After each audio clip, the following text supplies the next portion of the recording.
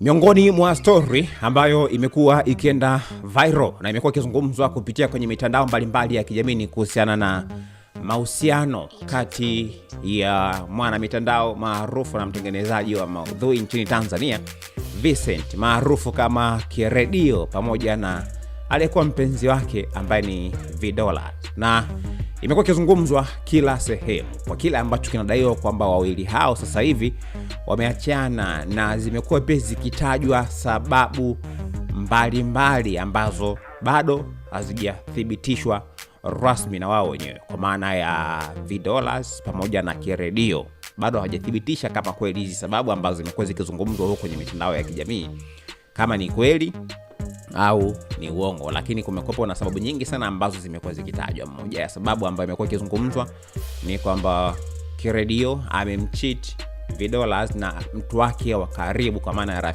rafiki yake wa karibu.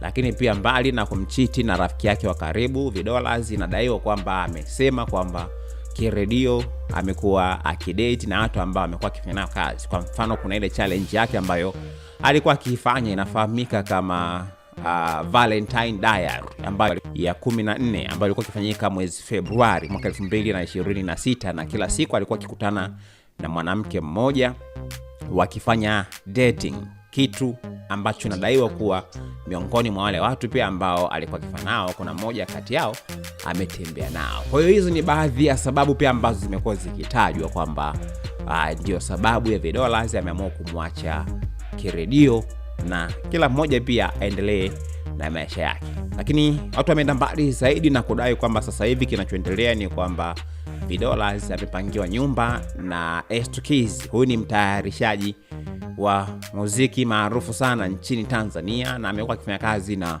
wasanii mbalimbali. Kwa hiyo sababu zimekuwa nyingi, na kutokana na kile ambacho kimetokea inadaiwa kwamba hivyo ndivyo vitu ambavyo vimepelekea mahusiano hayo yasiweze kuendelea kama vile ambavyo ilikuwepo hapo awali. Utakumbuka pia hii sio mara ya kwanza mahusiano hayo kuvunjika kati ya Kiredio na Vidola kama ambavyo inadaiwa. Muda mfupi tu, ni kama miezi 4 iliyopita, kulikopo pia na uvumi kama huu ambao ulikuwa ukihusisha kuvunjika kwa mahusiano hayo, ambapo ilikuwa ni kiki ambazo wao walikuwa wamezitengeneza, na baadaye pia tukaona tuna mahusiano yakiwa yanaendelea. Sasa hivi tena kuna baadhi ya wadau mbalimbali kupitia kwenye mitandao mbalimbali ya kijamii pia wamekuwa kihusisha kwamba zoezi hilo huenda ikawa ni kiki ambayo pengine inawaandaa kwa ajili ya kuja na kitu kingine tena ambacho pengine wamedhamiria kuja nacho, licha ya kwamba kuna uvumi Kiredio kuna mwanamke ambaye sasa hivi ana date naye, na S2Keys pia kuna mtu ambaye ana date na Vidola, na Vidola pia tayari kuna mtu wake kashampata. Kwa hiyo bado kumekuwa na uvumi, lakini hakuna uthibitisho wa moja kwa moja kama ni kweli wameachana. Lakini vitu ambavyo vimekuwa vikionekana, kwa sababu ilikuwa imezoeleka sehemu nyingi sana walikuwa wanaonekana kati ya Kiredio na Vidola, lakini sasa hivi kila mmoja yupo kivyake, na hata kwenye matukio kila mmoja pia amekuwa akienda kivyake.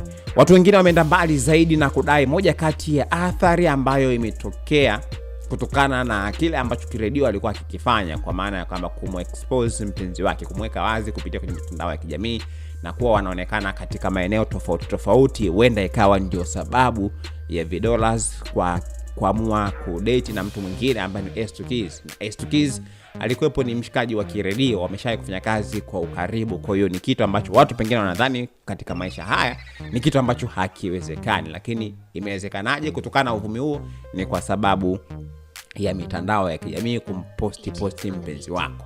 Kwa hiyo watu wengi wameenda mbali na kudai kwamba huenda ikawa ni kiki ambayo imetengenezwa, imeandaliwa na wawili hao kati ya Kiredio na Vidola kwa ajili ya kuhakikisha kwamba ujio wao mwingine tena inawezekana ikawa ni kwenye biashara au ili kuendelea kukaa kwenye masikio ya Watanzania kutokana na umaarufu wao ambao wako nao, ili pia biashara zao ziendelee kufanya vizuri zaidi na waendelee kutengeneza pesa. Je, maoni yako ni yapi na mtazamo wako ni upi kutokana na hiki ambacho kimekuwa kiendelea kati ya Vidola na Kiredio? Unahisi pengine ni kweli wameachana, au unadhani huenda ikawa ni attention tu ambayo inaandaliwa kwa ajili ya jambo fulani pengine ambalo linakuja kwa siku za mbeleni?